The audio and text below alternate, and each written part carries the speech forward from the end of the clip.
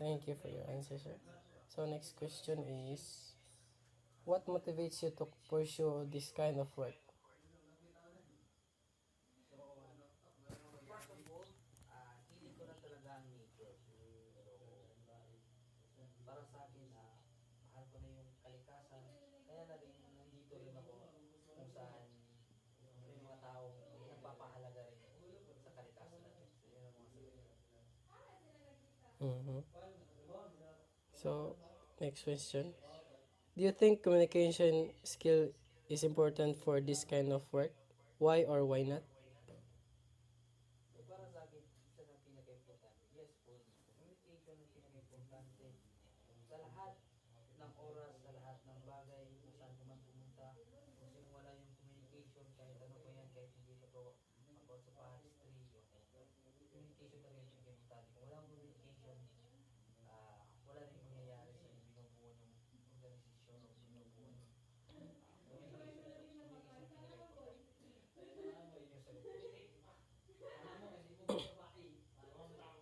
So number 4, what issue or challenges have you encountered when starting this kind of work? Siguro, sa ngayon, marami din nagtatanong about dyan. Pero para sa akin, sa may opinion, siguro na lack of presence, no? Lack of attention galing sa ating government, kulang ng support galing sa ating government, at hindi nagiging first priority o kakaunti lang, sabi ko nga kanina, kakaunti lang yung mga taong nagkakagusto, nagkakahilig na mag-explore sa kalikasan mo, yung kalikasan. Yun yung, yun yung sagot ko na hindi nagiging first priority, lack of attention and lack of presence sa ating government. Yun yung sagot ko. Thank you. For number 5, how did you cope with this issue or challenges? So para sa akin, wala naman hindi naman talaga big deal. No? Gumagawa na lang kami ng sarili paraan para sa aming organisasyon, kung paano kami gumawa ng event, paano kami maglakbay, paano kami mag-experience. Ginagawa na lang namin, sinusuportahan namin yung isa't isa para sa organisasyon. Wala na kami, hindi na kami umasa sa ibang tao, sa ibang tulong lang. Mas maganda rin, mas mabuti din yun para sa organisasyon. Pero pa sa amin, mas pinapayo namin kung anong meron sa amin, anong makaya namin ibigay, at para sa amin wala naman talaga problema. So for number 6, how about now? What issue or challenges are you encountering in your work? So, gaya kanina, yung ka-text kanina, yung sinabi ko, yun pa din, no? Yung lack of presence, kailangan talaga communication yung isa't isa. So, siguro umabot ko sa punto, umabot ko sa panahon na yung presidente natin o yung mga government natin, yung mga health man, yung manage nila yung forestry, yung kalikasan. Pag umabot na yun na yun, ang suporta, yun naman talaga yung kailangan. So, yun na siguro yung mga problema namin, yung lack of communication, attention, suporta, yun naman talaga yung pinaka-problem. So next question, how are you coping with this issue or challenges now? Para sa akin, mahirap kasi salita na hindi ka sigurado. So, para sa akin, wala akong masasabi. Tanong mo.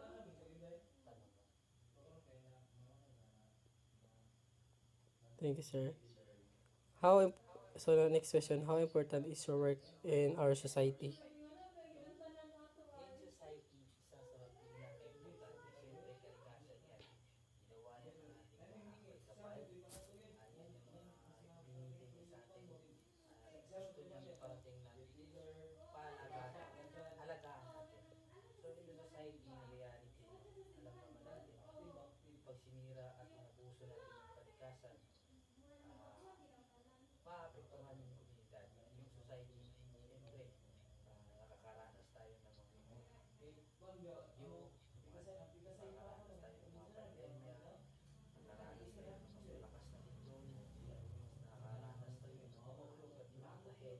dahil sa mga ginagawa lang din natin. Marami tayong mga pinuputol ng mga malaking kahoy. So, para sa akin, malaking impact talaga ito. Malaking impact at malaking papel na dito sa society kasi kung hindi natin preserve ang kalikasan, hindi natin pinahalagahan ang importante ng kalikasan, isa itong magiging problema para sa ating para sa komunidad. At ito talaga ay isa na naging isang parte at magandang halimbawa sa pamamayan. Thank you, sir. So, next question. If you want to learn a skill that is helpful for you work now, what skills would that be? Siguro IT. Yan ang mga pinaka-importante IT. Kasi kung IT ka, kung mas nagagawa mo pa ng maayos o mas madali yung mga research mo. But, marunong kung IT ka, yun yung skills na gusto ko ng IT para pag madali yung mga research yung mga gawain about sa pag-explore ng kalikasan. Yun. So, last question. If given a chance to talk our Philippines president now, what would you like to ask him that would be benefit your work? Siguro maraming yung taong mga gustong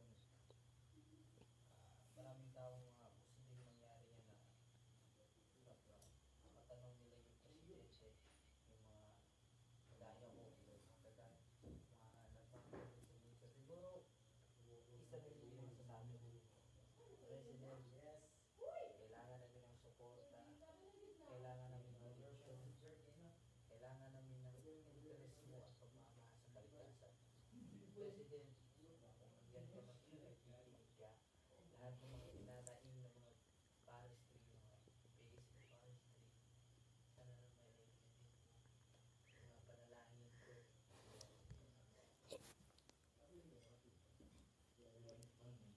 So, salamat po. At yun lang po. Salamat sa oras at pag-response ng mga tanong. Sige, okay, wait lang.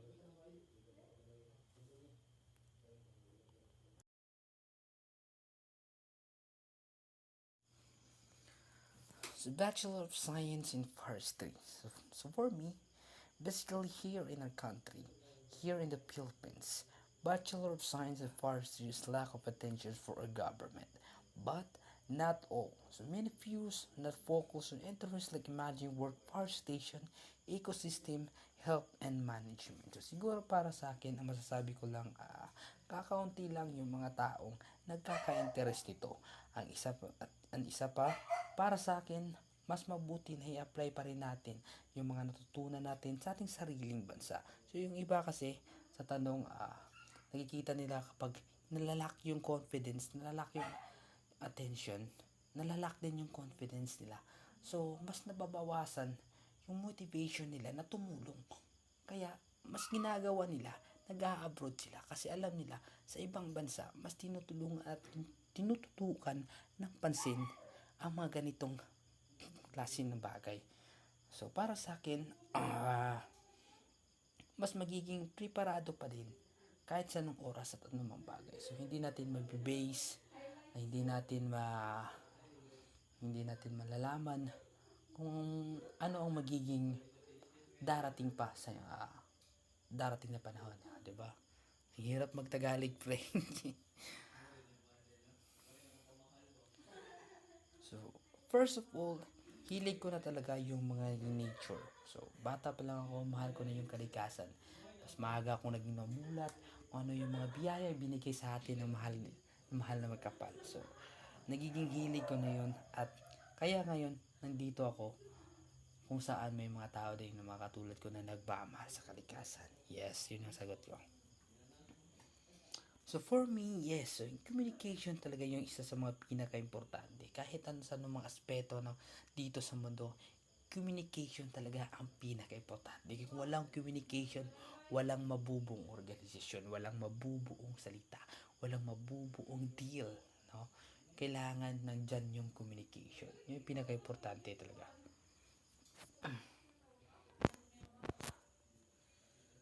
Siguro para sa akin, the lack of presence, lack of attentions in our government, especially sa mga hindi at sa mga naka-dependent sa mga priority. Yun talaga yung pinaka mas na gusto naming ipahiwatig. Yun talaga mga gusto namin mas ipahiwatig na mensahe sa mga tanong na sinasabi nyo ngayon. So, lack of presence, lack of support sa ating government. Yun talaga. Hindi tayo nagiging priority, first priority.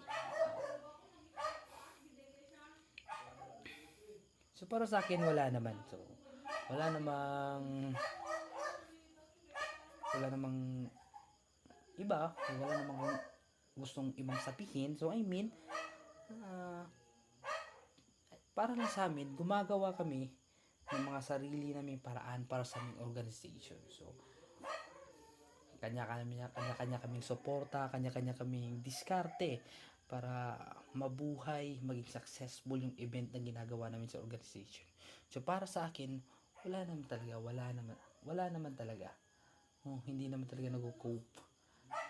Wala naman talaga problema doon. Okay.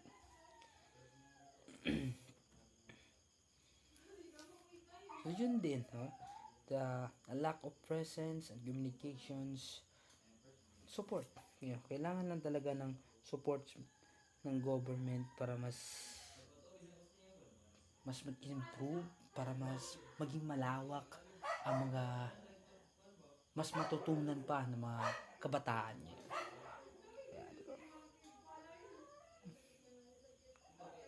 So, para sa akin, yung issue wala naman talaga, no? Nasa tao na yun naman yun. Sabi ko nga kanina, kanya-kanya din diskarte, kanya-kanyang trip, kanya-kanyang priority. Hindi naman talaga lahat ng tao nagkaka-interes. Hindi naman talaga lahat ng tao hilig o gusto ang kalikasan, no? May mga ibang tao din na iba din ang gusto nila. So, hindi natin blame mo. Wala tayong kailangang sabihin. Yung pinaka-importante, mahal natin yung kalikasan. Gumagawa tayo ng sarili nating paraan para mas ma-preserve yung mga biyaya binigay at ibinilin sa atin ng Diyos. Yun. Para sa akin, ito isa sa mga pinaka-importante. Importante ito para sa society. Bakit? Pag hindi natin preserve, kung wala yung mga taong gaya namin, imagine, pag naaabuso natin yung kalikasan, nakakaranas tayo ng mga trahedya, bagyo, lindol, kung ano-ano pa, pinaparamdam sa atin ng Diyos, may kapal. Kapag sinira niyo yung kalikasan, inabuso niyo yung kalikasan, ibabalik lang din sa atin yung mga ginawa natin. So, napakalaki talagang impact sa society.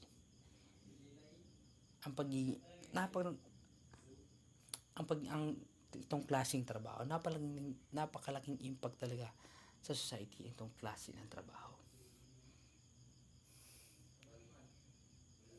So, para sa akin, gusto kong maging IT. So, kung may skill ka na IT, mas mapapadali mo yung research nyo. Mas mapapadali yung trabaho, kung saan kayo pupunta, mag-organize ng mga tao, mag-organize ng event. Mas napapadali kung magdadagdag ka ng skills, kung may skills ka na IT, yun. Advance ka na nun. Ano na yun, it's very impressive yun. Basta malaking tulong yun para sa organisasyon niyo. Ito ay mas magandang tanong, kung may pag-asa ba, kung may chance, ipapalagay natin kung may chance na makakausap natin ng presidente. So, maraming mga kabataan, maraming tao nang gustong mangyari ng itong klaseng tanong. So, para sa amin, simpleng-simple lang. President, kailangan namin ng atensyon nyo, kailangan namin ng tulong nyo, kailangan namin ng suporta nyo. Bakit? Ang pinipreserve po natin yung kalikasan. Biyaya ng Diyos. Bigay ng Diyos. Gusto po namin pangalagaan ito. President, nana po sa inyo. Yun na po.